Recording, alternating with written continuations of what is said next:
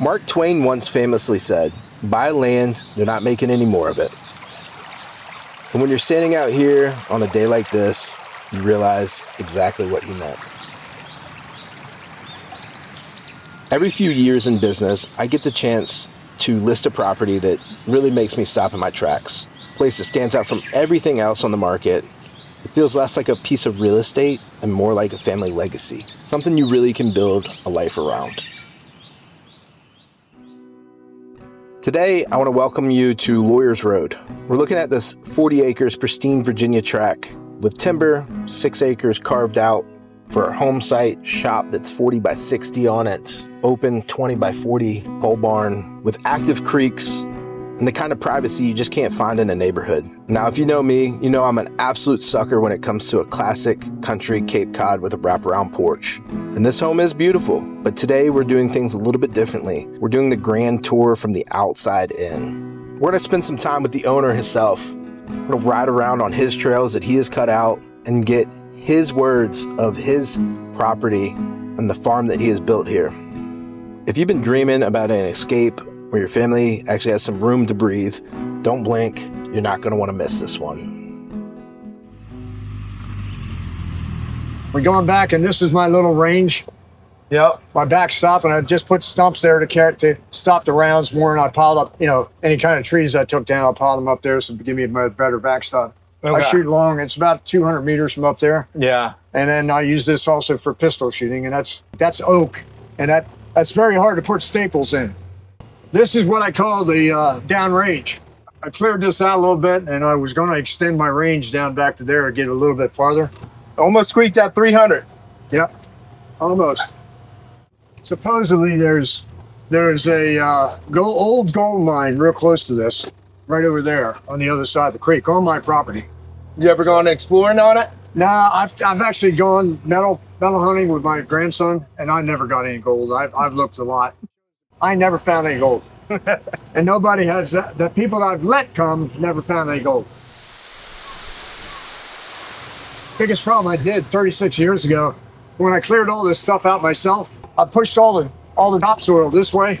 Yeah. And I tried to push it back, but never. This got good. See all the topsoil? Yeah. Yeah, but up there it was real tough. So this would have been a natural pond at one point. It was a long time ago. It was a beaver pond.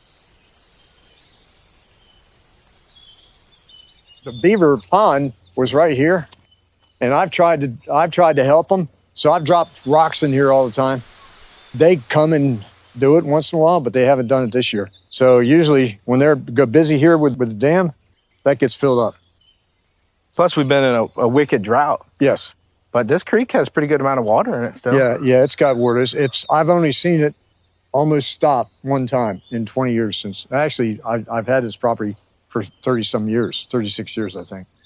I've only seen it one time that I would say, wow, it stopped. This is Pigeon Creek? This is Pigeon Run. Pigeon Run. Goes right in, and it really gets wide over at the other side at the state park side. And so we have 28 acres on the other side of this. That's right. Okay. This is the 11-some acres, and that's the 28 on the other side.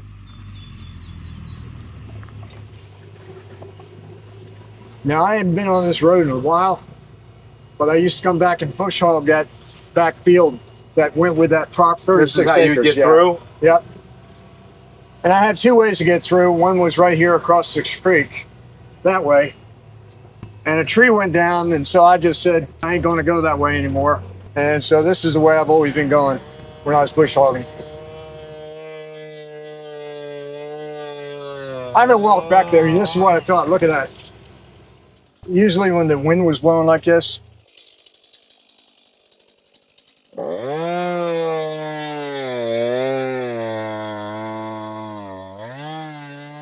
maintaining these roads for all the time, there's a little bit of maintenance involved.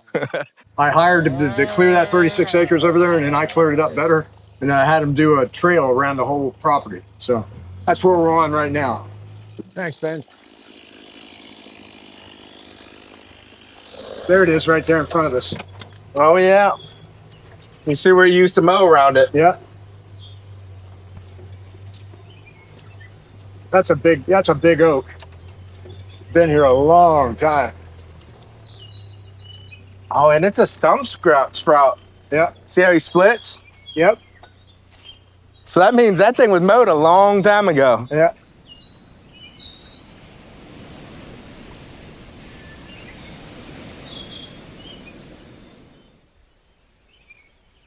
Reinforced concrete. And the problem is I never put my heavy equipment up there. I always fix it outside here. So Yeah.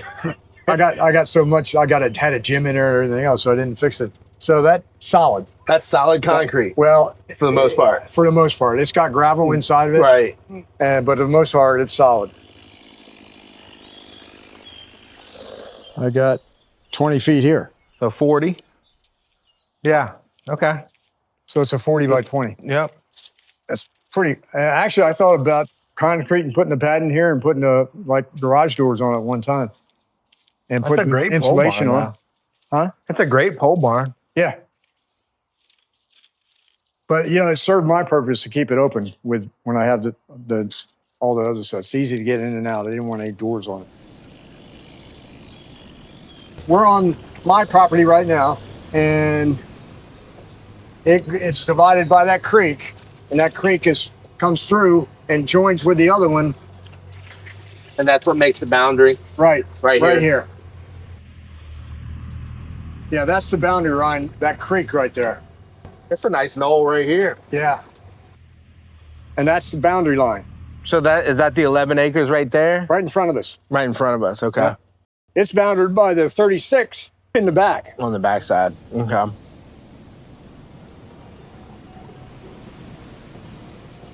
There was a lot of berms around this area because this was a Union defensive position going into Fredericksburg and Spotsylvania. Really? Yeah. This area right here is where we found all those. We found horseshoes and we found the horse nails, piles of them. So I think they had a wagon up here and it tipped over or something. Oh. Yeah, because there was a big beech trees like these guys. Yep. That went down to one of those big hurricanes that came through, and it had an artillery unit carved into it that had camped here. So I think maybe that's what it was. But the Union soldiers was defending all this from, after they went through Fredericksburg. There was a battle at Spotsylvania Courthouse. Right. But then there was a battle on the other side of Lake Anna, right? Yep. You got Trevilian. There's a battle of Trevilians, which is on the other side of Lake Anna. Yeah. Yeah, that battle's all over this place. Now, was this all woods when you originally bought it? Yeah. You cleared it all out? Yeah. I hired a guy to come in. His name was Willie Tinder. And this was 1992 is when I bought the first piece. And then I bought several ones after that. And I had 3 lots, all on this side of the creek. And I had 50-some acres. And so anyhow, that's when I got that. I hired a timber guy to come in and clear this 6 acres because I didn't want him to touch anything else. And I got paid pretty good money. I bought my first heavy piece of equipment. It was a 955 kilo, what they call a track loader. And I came out and cleared all the stumps out and everything. I bought it with the money I made with the timber. Yeah. And then I fixed it because it broke. So, I mean, it wasn't that. A lot of people. Is that still the same 6 acres here? Yes. What you see. What you see is still open. Yeah, that's what I cleared. It was the original 6 acres. And then when I bought that 36 acres, that had been timbered already. And it was a select cut where they just had groups of trees left there. Yeah. And then I cleaned it all up when I bought it. Yeah. They had all the trash laying in the middle of it, and I cleaned it right up. The land management is take the best and leave the rest. Yeah. That's what they did. Yeah. So. All right, explain that tombstone one last time that's over on the hill. All right, that tombstone belongs to Red, who's the dog I had previous to this. And he lived 16 years, and he was the best Malinois I ever had. And he was very good. Big dog. So that's where he lays. That's where he lays. Now that we've checked out the 40 peaceful acres here, we're gonna step inside the house and give you the grand tour. Formal dining room. As you see, we have the kitchen. That is the island that's movable.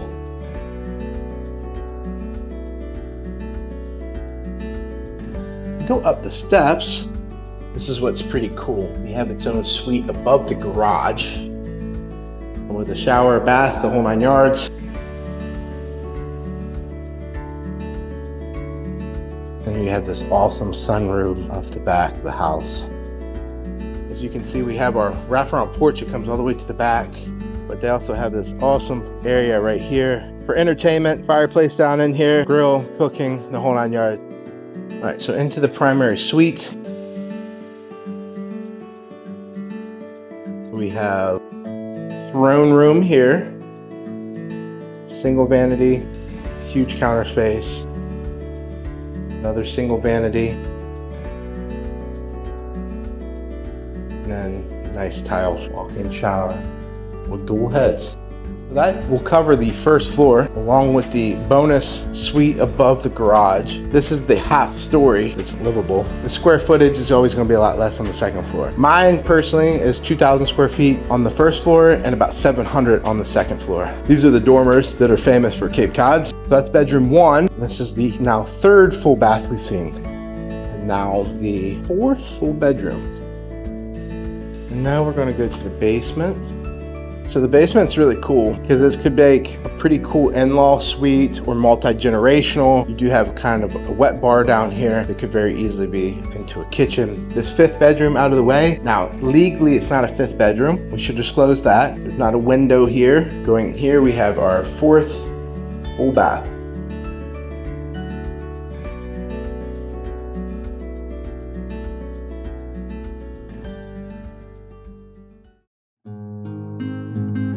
You could build a beautiful house anywhere, but you can't replicate this 40-acre, mature timber, private trails, running creeks here in the heart of Virginia.